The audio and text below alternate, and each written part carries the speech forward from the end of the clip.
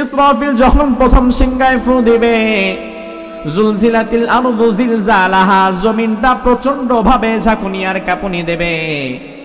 জমিনটা এত প্রচন্ড ভাবে কেঁপে উঠবে, জমিনের নিচে যত খনিজ সম্পদ আছে, মানুষ অতিরিক্ত খেলে যেমন বমি করে ফেলে দেয়, জমিনের ভেতরে যে সম্পদ আছে ভূগর্ভস্থ, এই সম্পদগুলো জমিন একটা একটা করে উগরে ফেলবে।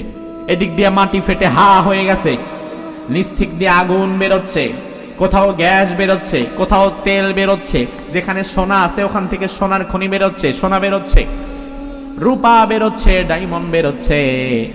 দুনিয়ার মানুষ এই খনিজ সম্পদের জন্য কতটা পাগল!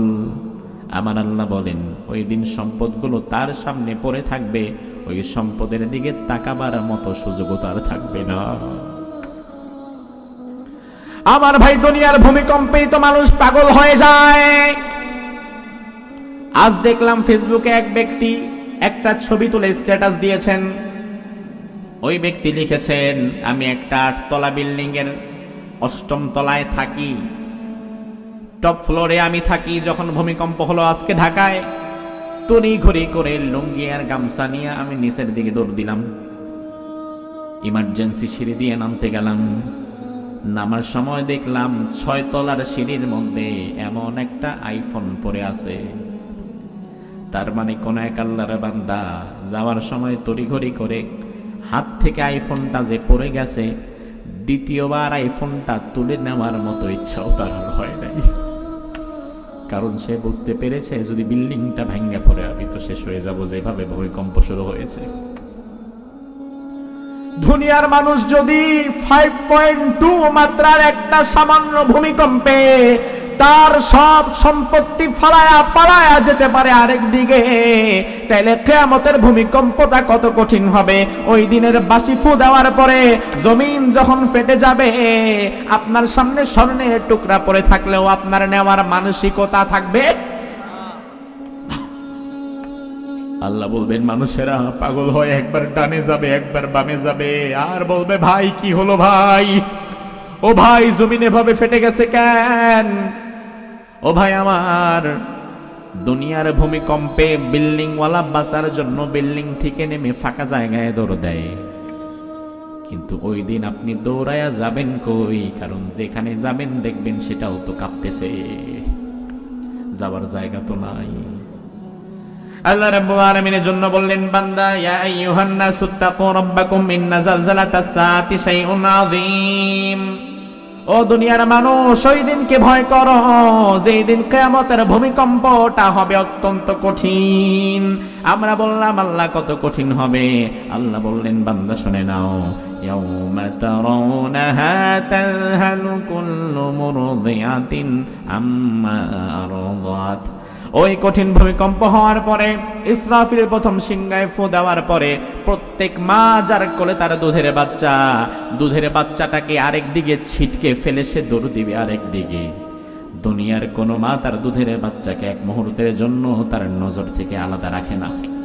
আপনি দেখবেন, যে মায়ের কাছে একটা 6 মাস 7 মাসের দুধের বাচ্চা আছে, ওই মা যদি রান্নাঘরে রান্নার কাজেও ব্যস্ত থাকে, কানটারে ঘরের মধ্যে দিয়ে রাখে, বাচ্চাটা কান্নার সাথে সাথে রান্না বান্না ফালাইয়া দৌড় মারে। ওই মা যদি গোসলখানায়ও থাকে আর বাচ্চাটাকে ঘুমে রেখে গেছিল, কিন্তু গোসলখানা থেকে শুনলো বাচ্চাটা ওয়া ওয়া করে কাঁদছে, দুধের শিশু, ওই মা গোসল শেষ না করে তড়িঘড়ি করে বের হয়ে আগে বাচ্চাটারে ধরে। আর আমার আল্লাহ বলল, বান্দারে, ওই কঠিন দিনে সব মা তার বাচ্চাকে ফেলে দৌড় দিবে আরেক দিকে, সেন্স থাকবে না। যেই মায়েরা গর্ভবতী হবে, ওই গর্ভবতী নারীগুলো ওয়াতাদাউ কুল্লু যাতি হামলিন হামলাহা, কিয়ামতের প্রচন্ড ঝাঁকুনির দ্বারা তাদের পেটটা ফেটে তাদের বাচ্চাটা মাটির মধ্যে আছড়ে পড়বে। ওয়াতারান নাসা সুকারা ওয়া মা হুম বিসুকারা, মানুষেরা পাগলের মতো ডানে যাবে বামে যাবে, মদ খেয়ে মানুষ যেমন মাতাল হয়ে যায় এমন মাতাল হয়ে যাবে। এটা মূলত মাদকতা নয়, এটা হচ্ছে আল্লাহর আযাব। আল্লাহর আয়াতের মধ্যে বললেন, ফাকাইফা তাত্তাকুনা ইন কাফারতুম ইয়াউমাই ইয়াজআলুল উইলদানা শিবা। ওই দিন কি অস্বীকার করে কেমনে তোমরা মুত্তাকি হবা? যেই দিন কিয়ামতের প্রথম ফু দেওয়ার পরে ভয়ের চোটে বাচ্চা ছেলেগুলোর মাথার চুলগুলো পেকে মুহূর্তের মধ্যেই সাদা হয়ে যাবে। বাচ্চার মাথার চুল পেকে যদি সাদা হয়ে যায় তাইলে মুরব্বীর অবস্থা হবে কি সেদিন? আল্লাহ রাব্বুল আলামিন বললেন, বান্দা, এই জমিনের সবচাইতে শক্ত অংশ হচ্ছে পাহাড়। জমিনে যত অংশ রয়েছে এর মধ্যে সবচেয়ে শক্ত অংশ কি? জোরে কোন? পাহাড় দেখছেন তো? আমি বাংলাদেশে যত পাহাড় আছে অধিকাংশ পাহাড়গুলো মাটির। মিশরে যখন গেলাম, মিশরে গিয়ে দেখলাম মিশরের সব পাহাড়গুলো আবার পাথরের। জাবালে তুরে সাইনা, যে পাহাড়ে মুসা আলাইহিস সালাম আল্লাহর সাথে কথা বলেছেন, ওই পাহাড়ে গিয়ে দেখলাম বিশাল পাহাড়। এত বড় পাহাড় বাংলাদেশে নাই, পুরা পাহাড়টা পাথরের তৈরি। আমার ভাই, আমার আল্লাহ তাআলা কোরআনের মধ্যে বললেন, ও ঈমানদার, জমিনের সব চাইতে শক্ত অংশ পাহাড়। ও নবী, মানুষেরা আপনার কাছে জিজ্ঞেস করে ওই পাহাড়ের সেদিন কি হবে, আপনি জানায়া দেন। وَيَسْأَلُونَكَ عَنِ الْجِبَالِ فَقُلْ يَنسِفُهَا رَبِّي نَسْفًا فَيَذَرُهَا قَاعًا صَفْصَفًا لَا تَرَى فِيهَا عِوَجًا وَلَا أَمْتًا। আপনার কাছে জিজ্ঞেস করে পাহাড় কি কিয়ামতের সময় ভাঙবে কিনা? পাহাড় তো অনেক মজবুত। পাহাড় ভাঙার ক্ষমতা আল্লাহর আছে না নাই? মানুষ জিজ্ঞেস করে, ও নবী, পাহাড়ও কি ভাঙবে নাকি সেদিন? আল্লাহ বলে, আরে পাগল, শুধু পাহাড় ভাঙবে না, পাহাড়গুলো সব ভেঙে চুরমাচুর হয়ে যাবে। পুরা জমিনের উপরে উঁচু নিচু কোনো জায়গা থাকবে না, সব এক সমতল ভূমিতে পরিণত হয়ে যাবে। আল্লাহ রাব্বুল আলামিন এই দৃশ্য চলার পরে ইসরাফিলকে বলবেন, ইসরাফিল বাস। প্রথম দৃশ্য ডান, কমপ্লিট, এবার দ্বিতীয় ফুৎকার দিয়ে দাও। আমার ভাই আগেই বলেছিলাম, মনে থাকলে জবাব দেন। কিয়ামতের জন্য ইসরাফিল সিংগায় মোট ফু দিবে কয়বার? কয়বার দিছে? কয়বার? একবার ফু দেওয়ার পরে আসমান কিন্তু ভাঙে নাই, ভাঙছে জমিন। মনে রাখবেন, কিয়ামতের প্রথম ফুৎকারের সাথে সাথে ভাঙছে কি? তাইলে এখনো মাথার উপরে আসমান আছে। আল্লাহ রাব্বুল আলামিন এবার ইসরাফিলকে বলবেন, ইসরাফিল দ্বিতীয় ফুৎকার দিয়ে দাও। ওয়ানুফিখা ফিস সূরি ফাসাইকা মান ফিস সামাওয়াতি ওয়া মান ফিল আরদি ইল্লা মান শাআল্লাহ। ইসরাফিল যখন দ্বিতীয় ফু দিবেন, ইসরাফিলের দ্বিতীয় ফু দেওয়ার পরে আসমান ও জমিনের মধ্যে যা আছে সব কিছু মরে যাবে। আমার আল্লাহ তাআলা ওই দিন যাকে বাঁচায়া রাখতে চাইবেন তাকে বাঁচায়া রাখার ক্ষমতা আল্লাহর আছে না নাই? ও ভাই আমার, ইসরাফিলের দ্বিতীয় ফুৎকার হচ্ছে মৃত্যুর ফুৎকার। ওই দ্বিতীয় ফুৎকার দেওয়ার পরে আর স্বাভাবিকত কেউ বাঁচবে না। ওই দিন শুধুমাত্র বাঁচবে 12 জন। 8 জন হামিলুল আরশ, আরশ বহনকারী ফেরেশতা, আর 4 জন জিবরাইল, ইসরাফিল, মিকাইল, মালাকুল মউত, আজরাইল। এই 4 জন, ওই 8 জন আর এই 4 জন ফেরেশতা ছাড়া মোট 12 জন ছাড়া আর কেউ বাঁচবে না।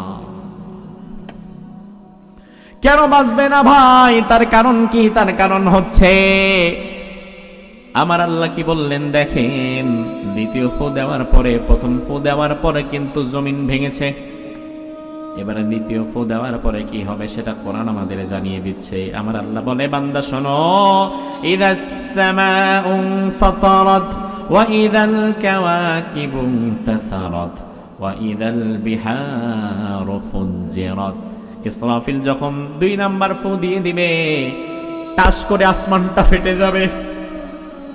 ওয়া ইদাল কাওয়াকিবু ইনতাসারাত, আসমানের মধ্যে যত নক্ষত্রগুলো আছে সব নক্ষত্রগুলো তখন নিচের দিকে পড়তে থাকবে।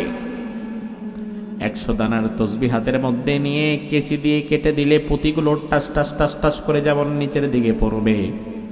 দ্বিতীয় ফু দেওয়ার পরে আসমান যখন ফেটে যাবে, আসমান থেকে নক্ষত্রগুলো তখন আমাদের উপরে টাস টাস করে পড়বে। ও ভাই আমার, আল্লাহর হাবিব সাল্লাল্লাহু আলাইহি ওয়াসাল্লাম কিয়ামতের পূর্বে সমাজে ঘটে যাবে এমন কিছু আলামতের কথা বলেছেন, যে আলামতগুলো ঘটলে বুঝবেন কিয়ামতের আর বেশি দেরি নাই।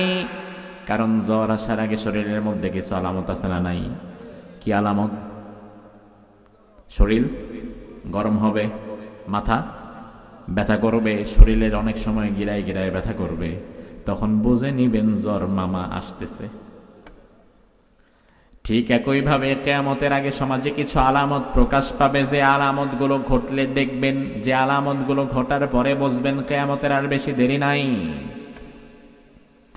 আমি আলামত বলবো, আপনি নিজেই মিলাবেন যে আলামতগুলো প্রকাশ পেয়েছে কিনা, মিলাবার দায়িত্ব আপনার। আল্লাহর হাবিব সাল্লাল্লাহু আলাইহি ওয়াসাল্লাম বলেন, লা তাকুমুস সাআ হাত্তা তাকসুরাজ জালাজিল।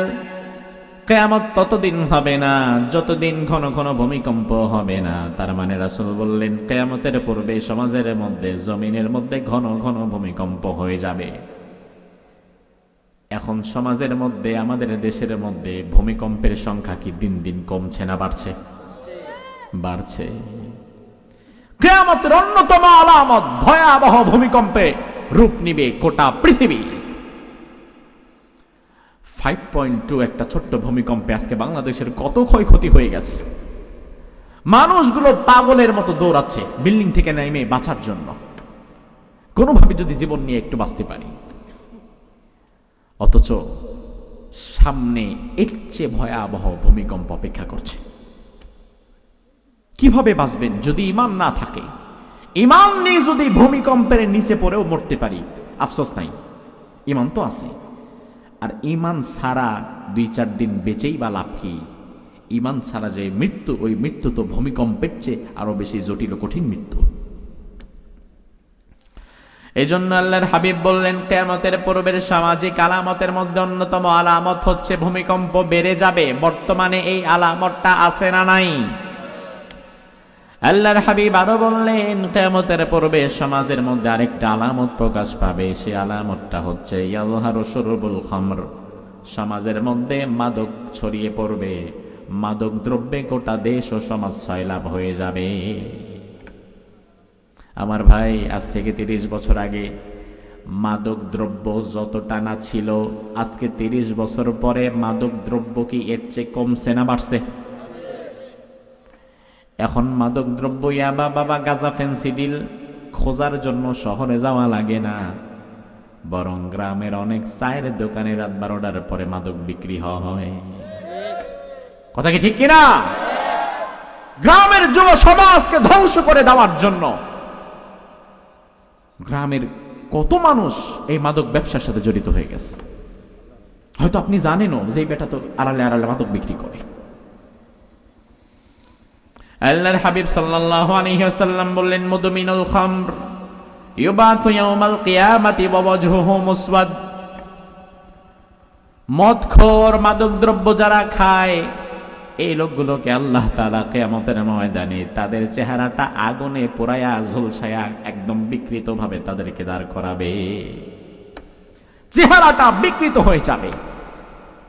এজন্য আপনি দেখবেন অতিরিক্ত পাপিষ্ঠ যেগুলা, মৃত্যুর আগে এদের চেহারা আল্লাহ বিকৃত করে দেয়। মৃত্যুর আগে তাদের চেহারা বিকৃত হয়ে যায়। বাংলাদেশের সাবেক একজন স্বরাষ্ট্রমন্ত্রী ক্ষমতায় নাই আজকে তো তারা 1.5 বছর পরে যেদিন ফাঁসির রায় হলো, ওই লোক তখন লাইভে আসলো।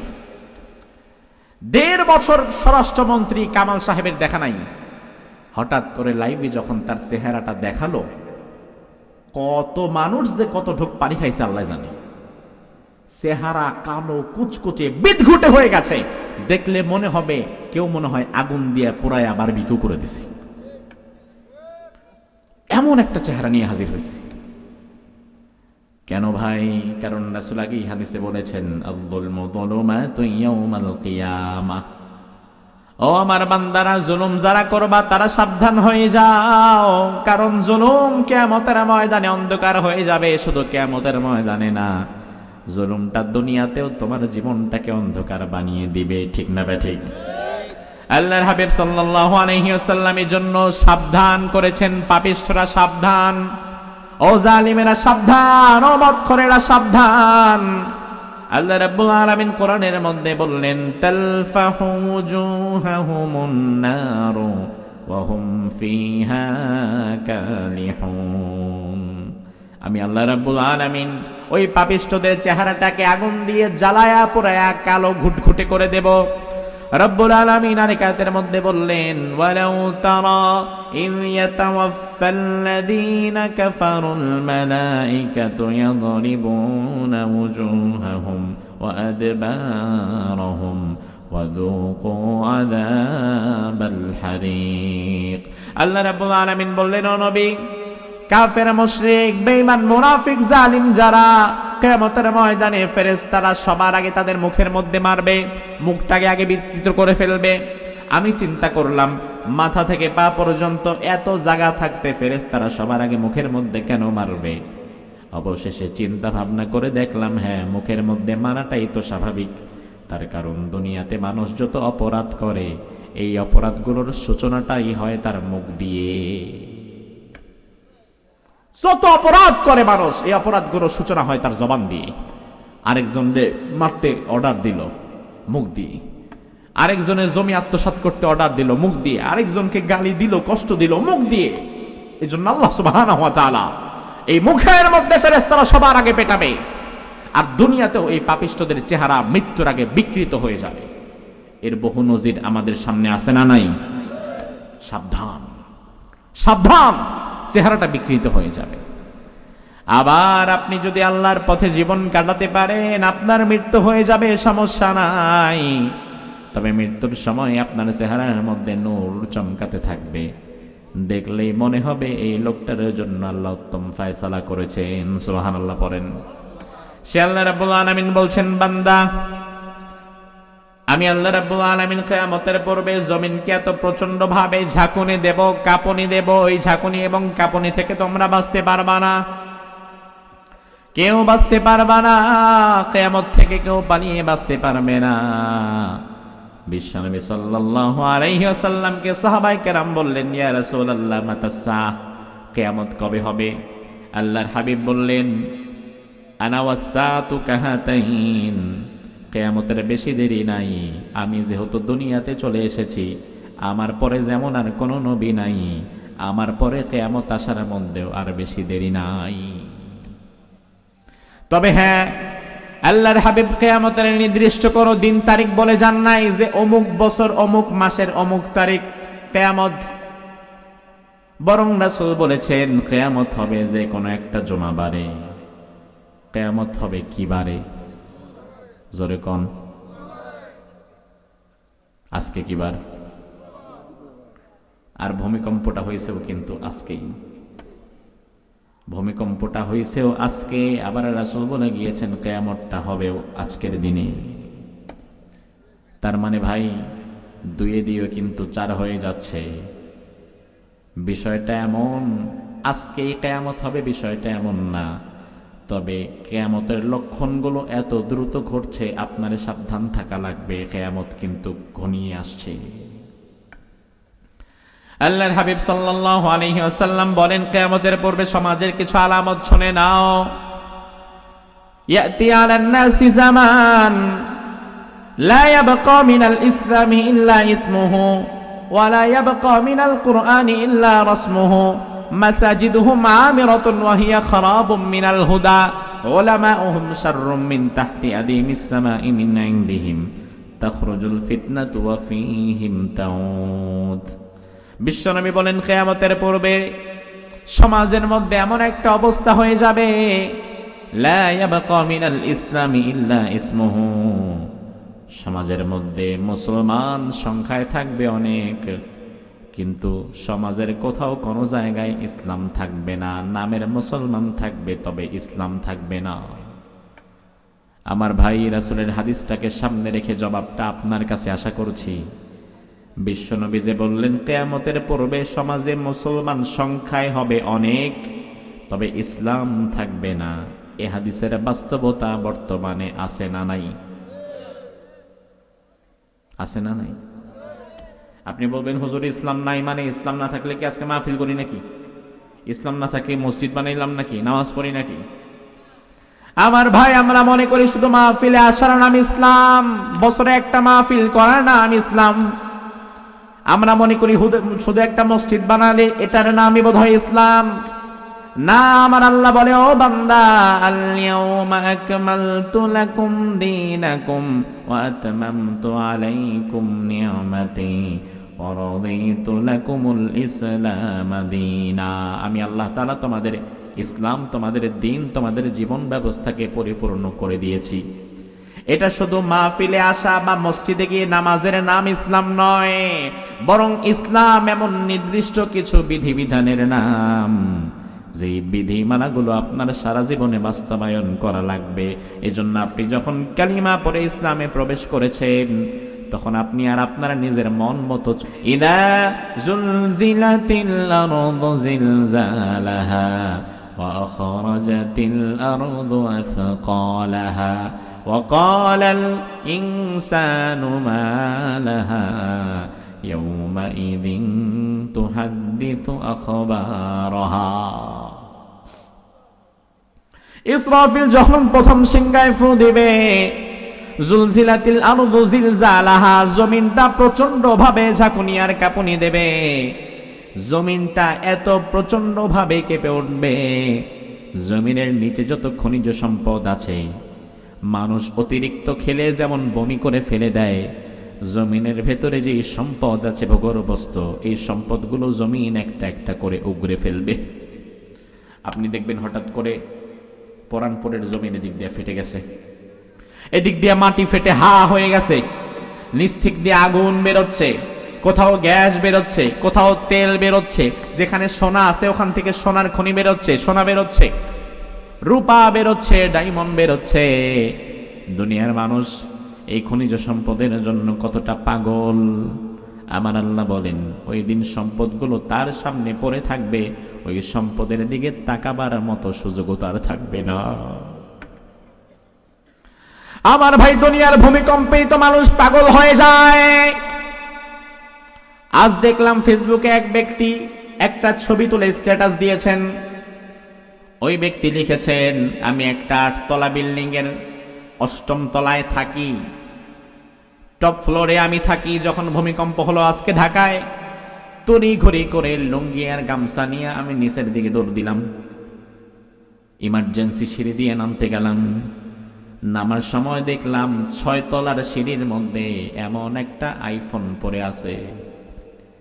তার মানে কোন এক আল্লাহর বান্দা যাওয়ার সময় তড়িঘড়ি করে হাত থেকে আইফোনটা যে পড়ে গেছে, দ্বিতীয়বার আইফোনটা তুলে নেওয়ার মতো ইচ্ছাও তার আর হয় নাই। কারণ সে বুঝতে পেরেছে, যদি বিল্ডিংটা ভেঙে পড়ে আমি তো শেষ হয়ে যাব, যেভাবে ভূমিকম্প শুরু হয়েছে। দুনিয়ার মানুষ যদি 5.2 মাত্রার একটা সামান্য ভূমিকম্পে তার সব সম্পত্তি ফালায়া পালায়া যেতে পারে আরেক দিকে, তাইলে কিয়ামতের ভূমিকম্পটা কত কঠিন হবে। ওই দিনের বাঁশি ফু দেওয়ার পরে জমিন যখন ফেটে যাবে, আপনার সামনে স্বর্ণের টুকরা পড়ে থাকলেও আপনার নেওয়ার মানসিকতা থাকবে। আল্লাহ বলবেন, মানুষেরা পাগল হয়, একবার ডানে যাবে একবার বামে যাবে, আর বলবে, ভাই কি হলো ভাই, ও ভাই জমিন এভাবে ফেটে গেছে কেন? ও ভাই আমার, দুনিয়ার ভূমিকম্পে বিল্ডিংওয়ালা বাঁচার জন্য বিল্ডিং থেকে নেমে ফাঁকা জায়গায় দৌড় দেয়, কিন্তু ওই দিন আপনি দৌড়ায়া যাবেন কই? কারণ যেখানে যাবেন দেখবেন সেটাও তো কাঁপতেছে, যাবার জায়গা তো নাই। আল্লাহ রাব্বুল আলামিনের জন্য বললেন, বান্দা, ইয়া আইয়ুহান নাসু তাকু রাব্বাকুম ইন্না জালজালাতাস সাআতি শাইউন আযীম। ও দুনিয়ার মানুষ, ওই দিনকে ভয় করো, যেই দিন কিয়ামতের ভূমিকম্পটা হবে অত্যন্ত কঠিন। আমরা বললাম, আল্লাহ কত কঠিন হবে? আল্লাহ বললেন, বান্দা শুনে নাও, ইয়াউমা তারাউনাহা তাযহালু কুল্লু মুরদিআতিন আম্মা আরদাত। ওই কঠিন ভূমিকম্প হওয়ার পরে, ইসরাফিল প্রথম সিংহায় ফু দেওয়ার পরে, প্রত্যেক মা যার কোলে তার দুধের বাচ্চাটাকে আরেক দিকে ছিটকে ফেলে সে দৌড় দিবে আরেক দিকে। দুনিয়ার কোনো মা তার দুধের বাচ্চাকে এক মুহূর্তের জন্য তার নজর থেকে আলাদা রাখে না।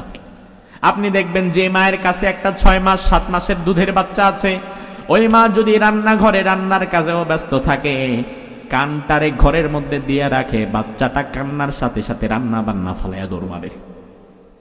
ওই মা যদি গোসলখানায়ও থাকে আর বাচ্চাটাকে ঘুমে রেখে গেছিল, কিন্তু গোসলখানা থেকে শুনলো বাচ্চাটা ওয়া ওয়া করে কাঁদছে, দুধের শিশু, ওই মা গোসল শেষ না করে তড়িঘড়ি করে বের হয়ে আগে বাচ্চাটারে ধরে।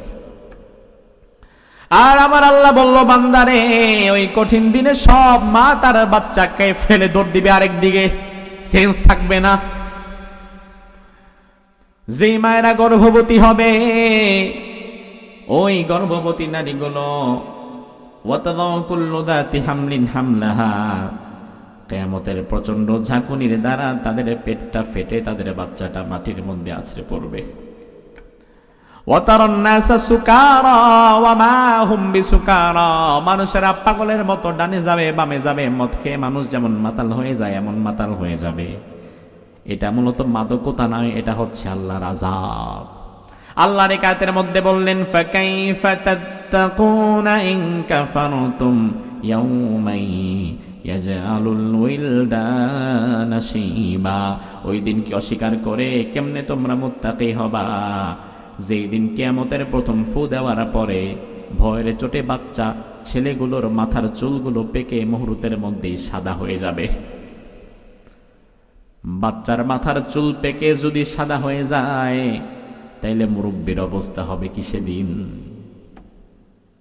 আল্লাহ রাব্বুল আলামিন বললেন, বান্দা এই জমিনের সবচাইতে শক্ত অংশ হচ্ছে পাহাড়। জমিনে যত অংশ রয়েছে এর মধ্যে সবচেয়ে শক্ত অংশ কি? জোরে কোন? পাহাড় দেখছেন তো? আমি বাংলাদেশে যত পাহাড় আছে অধিকাংশ পাহাড়গুলো মাটির। মিশরে যখন গেলাম, মিশরে গিয়ে দেখলাম মিশরের সব পাহাড়গুলো আবার পাথরের।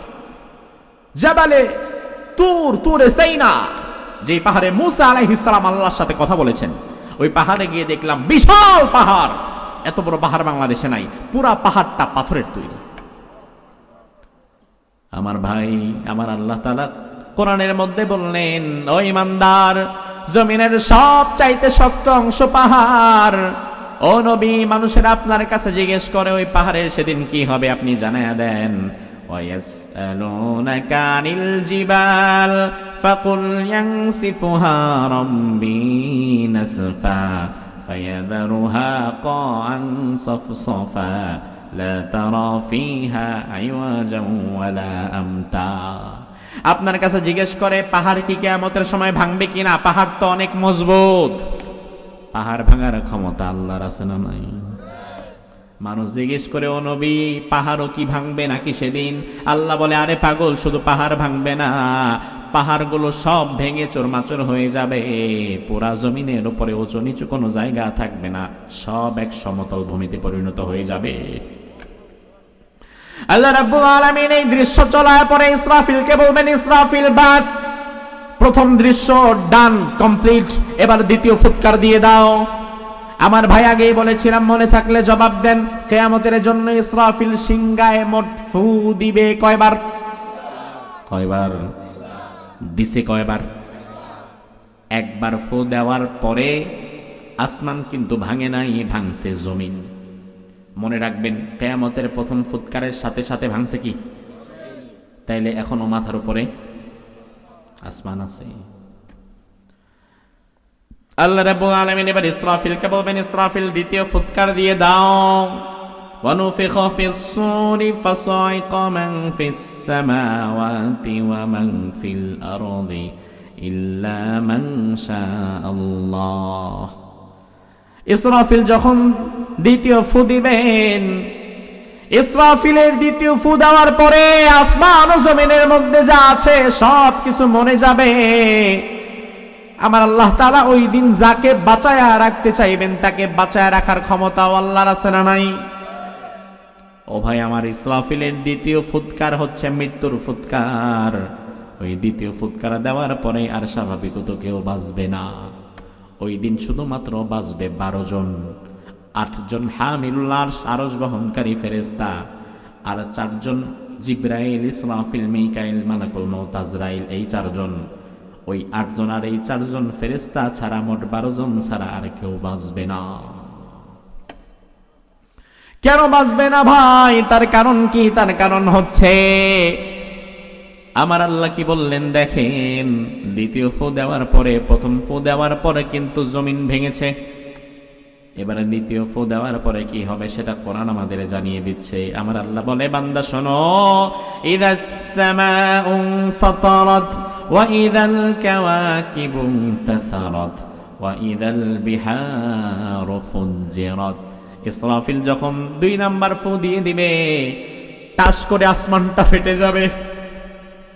ওয়া ইদাল কাওয়াকিবু তাসারাত, আসমানের মধ্যে যত নক্ষত্রগুলো আছে সব নক্ষত্রগুলো তখন নিচের দিকে পড়তে থাকবে। 100 দানার তসবিহ হাতের মধ্যে নিয়ে কেচি দিয়ে কেটে দিলে পুঁতিগুলো টাস টাস টাস টাস করে যেমন নিচের দিকে পড়বে। দ্বিতীয় ফু দেওয়ার পরে আসমান যখন ফেটে যাবে, আসমান থেকে নক্ষত্রগুলো তখন আমাদের উপরে টাস টাস করে পড়বে।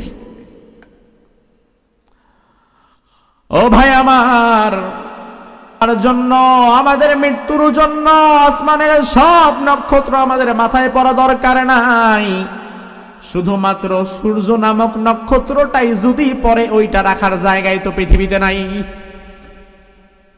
তার কারণ আমরা যে পৃথিবীতে বসবাস করছি, সূর্যটা আমাদের পৃথিবীর চাইতে আয়তনে ছোট না বড়? কত বড় জানেন? কত বড়? অনেক তো একটা আন্দাজি হিসাব, বিজ্ঞান বলে আমাদের পৃথিবী থেকে সূর্যটা 13 লক্ষ গুণ বড়।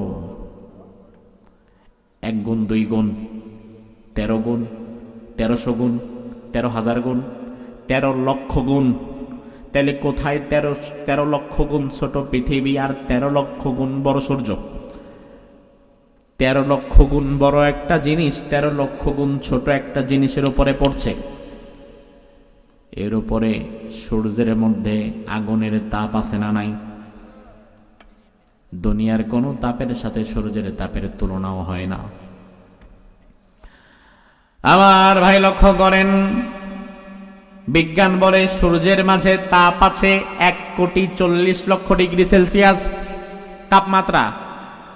ওই 1,40,00,000 ডিগ্রি সেলসিয়াস তাপমাত্রা গ্রীষ্মকালে সূর্য যখন বাংলাদেশে মাত্র 42, 43, 45 ডিগ্রি সেলসিয়াস তাপমাত্রা দেয় এত দূর থেকে, ওই 42 ডিগ্রি তাপমাত্রার কারণে আপনার পুকুরের পানি শুদ্ধা গরম হয়ে যায়। রাস্তার ধারে ধারে কুকুরগুলা জিহ্বা বের করে হাঁপায়, অথচ সূর্য মাত্র তাপ দিছে 42 ডিগ্রি, আর সূর্যের কাছে এমন তাপ আছে 1,40,00,000 ডিগ্রি। আপনারা যে বাড়ি ঘর বানান, ওই বাড়ি ঘরের পিলারের মধ্যে রড আছে না নাই? আমি একবার রড ফ্যাক্টরিতে গিয়েছিলাম। রড ফ্যাক্টরিতে যাওয়ার পরে দেখলাম বিরাট বিরাট লোহার খণ্ড, পাথরের মতো। এই লোহার খণ্ডগুলো একদিক দিয়ে ঢুকাচ্ছে মেশিনের মধ্যে, অপর দিক থেকে পানির মতো তরল হয়ে ফরমেট রাখা 12 মিলি, 18 মিলি, 22 মিলি, 20 মিলি ওই ফরমেটের মধ্যে ঢুকছে, শক্ত হয়ে রড হয়ে বেরোচ্ছে। অর্থাৎ মম আমরা যেমন গলায়া পানি বানিয়ে দিতে পারি, লোহা গলায়া পানি বানায়া দিতে পারে, এমন আগুন রড ফ্যাক্টরির ভেতরে আছে। ইঞ্জিনিয়ার সাহেবকে আমি বললাম, অবাক করা বিষয়, লোহারে এই যে লোহা ওই আগুনের মধ্যে যদি দেন, মোমের মতো পানির মতো তরল হয়ে যাবে। আমি জিজ্ঞেস করলাম, এখানে কত ডিগ্রি সেলসিয়াস তাপমাত্রা আছে?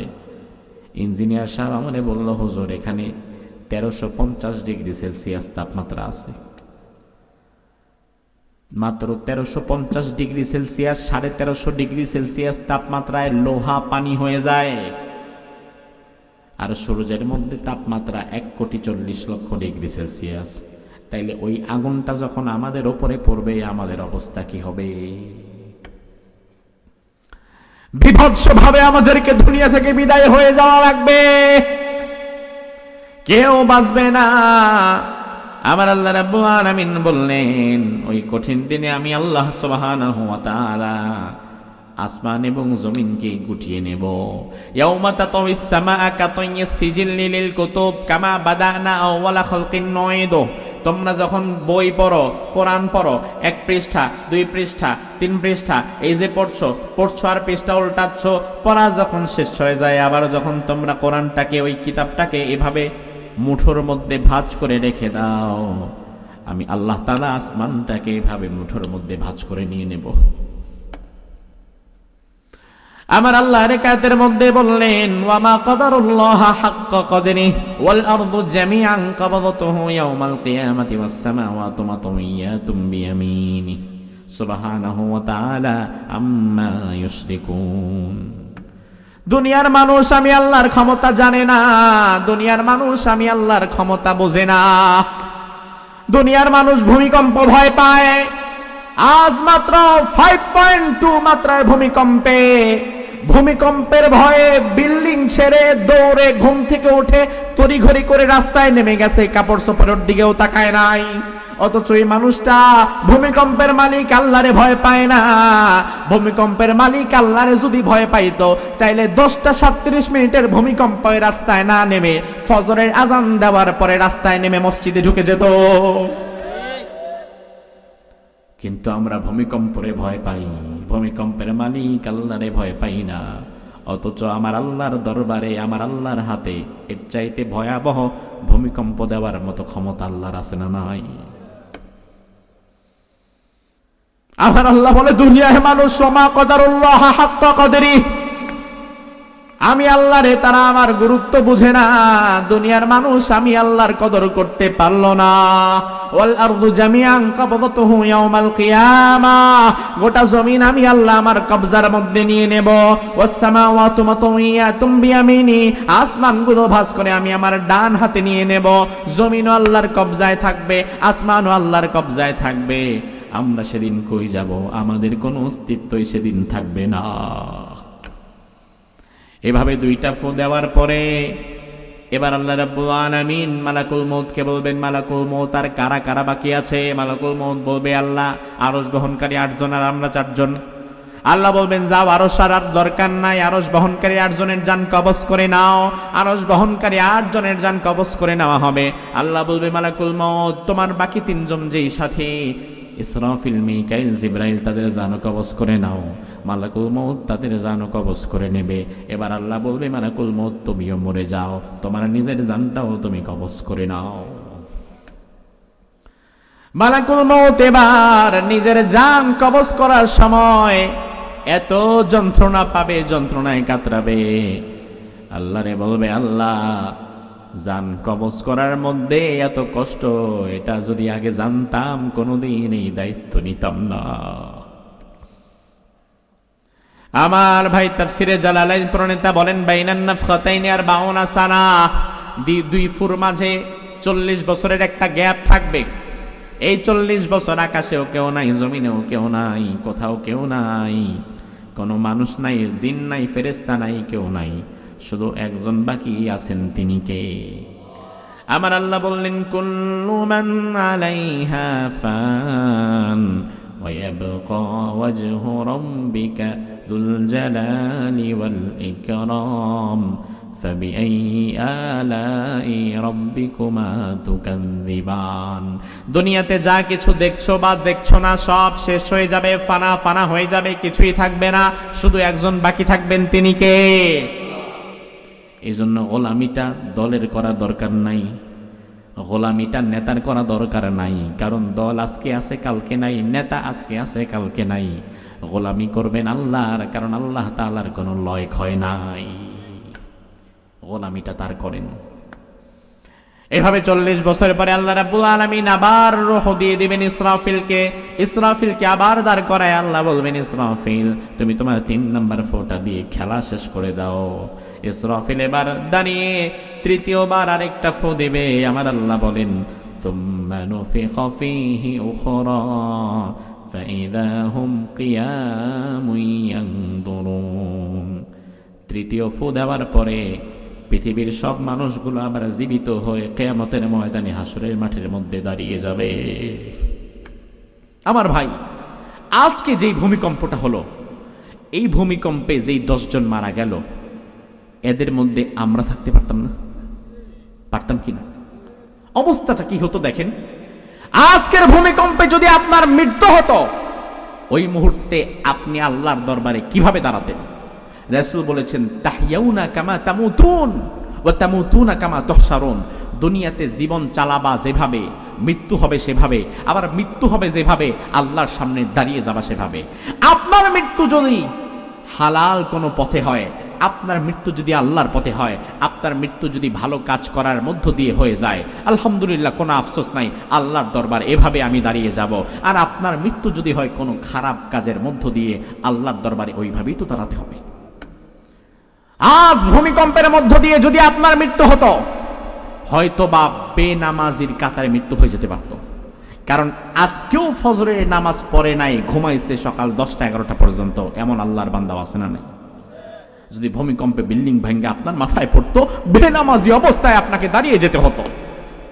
সাহাবায়ে কেরাম অন্য কোনো অপরাধের কারণে কাউকে তাকফির করতেন না, কাফের মনে করতেন না, শুধুমাত্র নামাজ বাদ দেওয়া ছাড়া। রাসূল বলেন, মান তারাকা সালাতা মুতাআম্মিদান ফাকাদ কাফারা। ইচ্ছাকৃত কেউ যদি নামাজ ছেড়ে দেয়, সে যেন কুফরি করলো। আপনি নাক ডেকে ঘুমাচ্ছেন, ভূমিকম্প হয়ে গেছে, ধস হয়ে গেছে, মরে গেছেন, কুফর অবস্থায় আপনার মৃত্যুটা হয়ে গেল। সাবধান হন। আল্লাহ সুবহানাহু ওয়া তাআলা আজকে আপনাকে ভূমিকম্প থেকে বাঁচিয়েছেন।